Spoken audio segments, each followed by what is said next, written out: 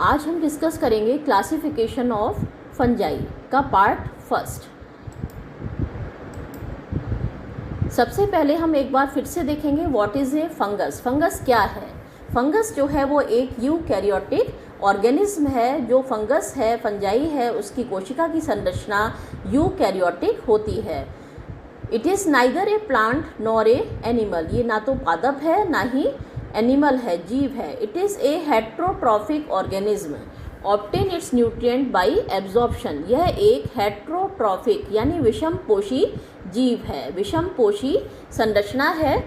दो तरीके का पोषण होता है, एक तो होता है ऑटोट्रॉफिक और दूसरा होता है हेट्रोट्रॉफिक। जिन पादपों में प्रकाश संश्लेषण की क्रिया से भोजन का निर्माण होता है यानी क्लोरोफिल उपस्थित होता है, उनको हम ऑटोट्रॉफिक कहते हैं यानी स्वपोषी कहते हैं। और जिनके अंदर भोजन अपने आप निर्मित नहीं होता, क्लोरोफिल उनमें अनुपस्थित रहता है, ऐसे जीवों को, ऐसे पादपों को हम हेट्रोट्रॉफिक कहते हैं। तो यह फंजाई जो है वो हेट्रोट्रॉफिक संरचना है और यह अपना भोजन सड़े गले पदार्थों से या दूसरे पौधों से या दूसरे मरे हुए जीवों से प्राप्त करती है। Reproduced by spores.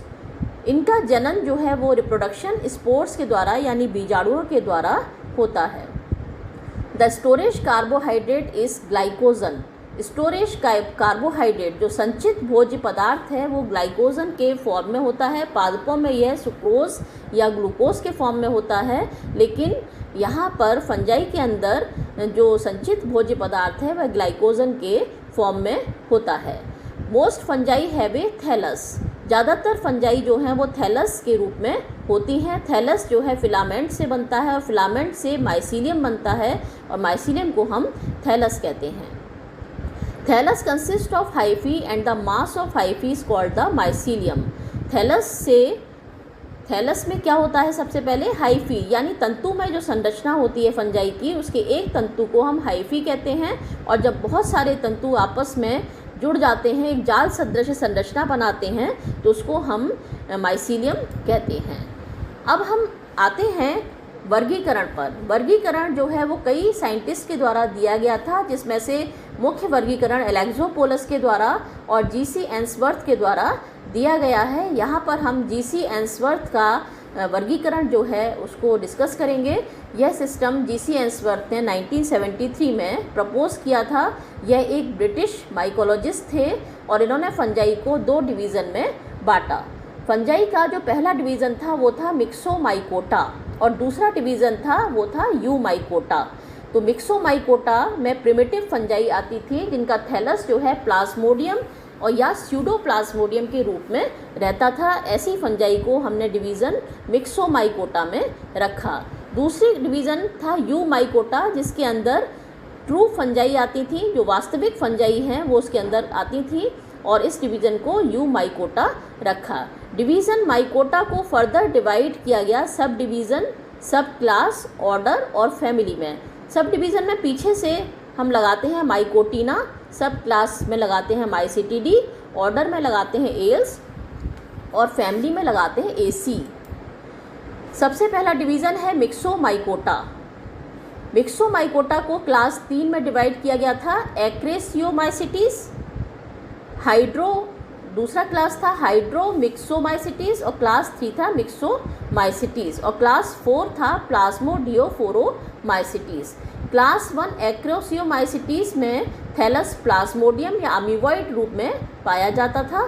क्लास 2 हाइड्रोमिक्सोमाइसिटीज में थैलस प्लाज्मोडियम होता था और जाल सदृश होता था। क्लास 3 मिक्सोमाइसिटीज जिसमें थैलस प्लाज्मोडियम होता था, लेकिन फंजाई कैसी थी? सैप्रोफाइट्स थी यानी मृतोपजीवी फंजाई जो सड़े गले पदार्थों पर उगती थी।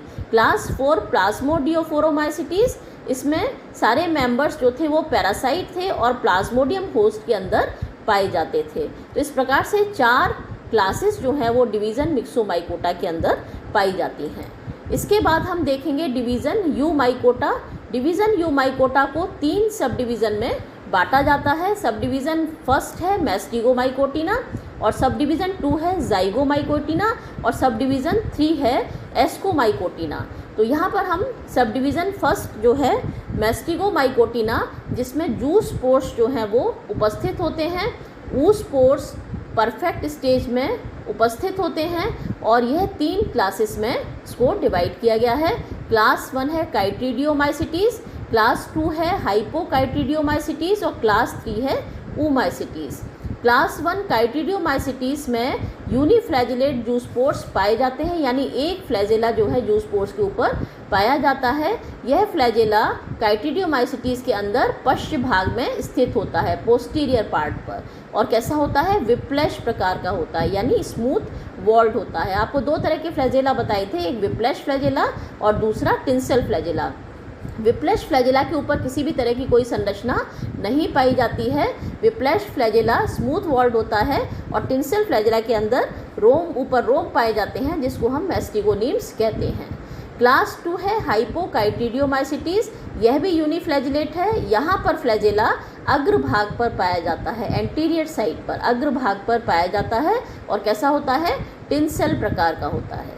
क्लास 3 है ऊमाइसिटीज़। ऊमाइसिटीज़ में बाईफ्लैजिलेट जूस्पोर्स पाए जाते हैं, यानी जूस्पोर्स में 2 फ्लैजेला पाए जाते हैं, जिसकी वजह से हम इसको कहते हैं बाईफ्लैजिलेट जूस्पोर्स। सेल वॉल सेल्यूलोज की बनी होती है, और टिंसल फ्लैजेला अग्रभाग पर पाया जाता है, और विप्लैश फ्लैजेला जो है वो पश्च भाग पर पाया जाता है। 2 फ्लैजेला होते हैं, एक अग्रभाग पर एक पश्च भाग पर। अग्रभाग पर टिंसल और पश्च भाग पर विप्लैश फ्लैजेला पाया जाता है। क्लास ऊमाइसिटीज़ एक एडवांस प्रकार की क्लास है, जिसमें सेल वॉल भी सेल्यूलोज की बनी होती है। सब डिवीज़न 2 है जाइगोमाइकोटिना, एसेक्सुअल रिप्रोडक्शन बाय एप्लानोस्पोर्स। जाइगोमाइकोटिना में एसेक्सुअल रिप्रोडक्शन जो है वो एप्लानोस्पोर्स से होता है। जाइगोस्पोर्स बनते हैं परफेक्ट अवस्था के अंदर, परफेक्ट अवस्था में जाइगोस्पोर्स का निर्माण होता है। क्लास 2 है इसके अंदर, एक है क्लास 1 जाइगोमाइसिटीज़, दूसरा क्लास है ट्राइकोमाइसिटीज़। क्लास 1 जाइगोमाइसिटीज़ टेरेस्ट्रियल फंजाई है, यानी स्थलीय फंजाई हैं। एसेक्सुअल रिप्रोडक्शन एप्लानोस्पोर्स के द्वारा होता है, और परफेक्ट अवस्था जो है वो जाइगोस्पोर्स होती है। दूसरी क्लास है ट्राइकोमाइसिटीज़, और इसके बाद तीसरा डिवीज़न आता है एस्कोमाइकोटिना, जिसको हम पार्ट 2 में पढ़ेंगे।